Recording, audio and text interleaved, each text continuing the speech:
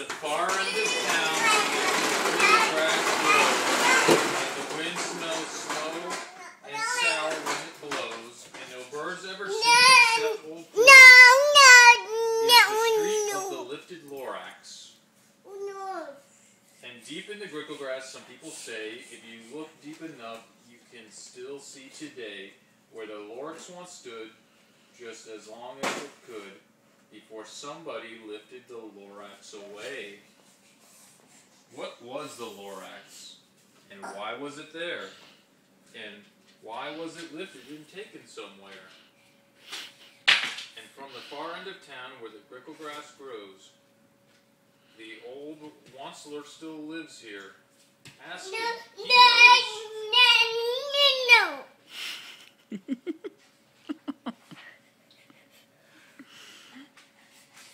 You won't see the Wansler. Don't knock at his door. He stays in his lurkum on the top of his store. He lurks in his lurkum, cold under the roof, where he makes his own clothes out of myth-muffered moof. And on special dank midnights in August, he peeks out of the shutters, and sometimes he speaks, and tells how the Lorax was lifted away.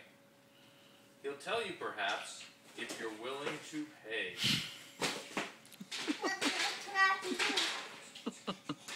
On the end of the rope, he lets down a tin pail, and you'll have to toss in 15 cents and a nail. And then he'll shell out and the shell of a great-great-grandfather snail. Then he pulls up the pail, makes a most careful count to see that you've paid him the proper amount. Then he hides what you've paid him away in his snoove, his secret strange hole in his grooveless groove. Then he grunts, I will call you by the whisper-ma-phone, for the secrets I tell are for your ears alone. Slop.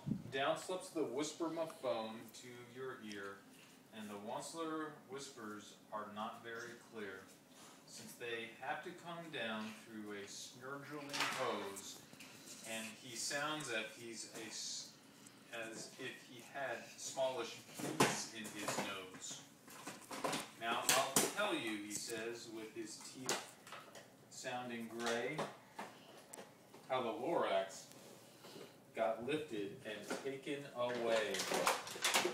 It all started way back, such a long, long time back.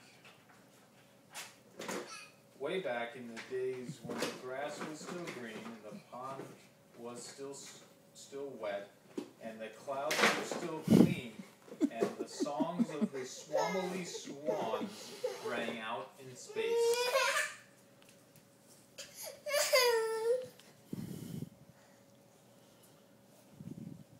One morning I came to this glorious place, and I first saw the trees, the truffula trees, the bright-colored tufts of the truffula trees. Mile after mile in the fresh morning breeze. And under the trees I saw the brown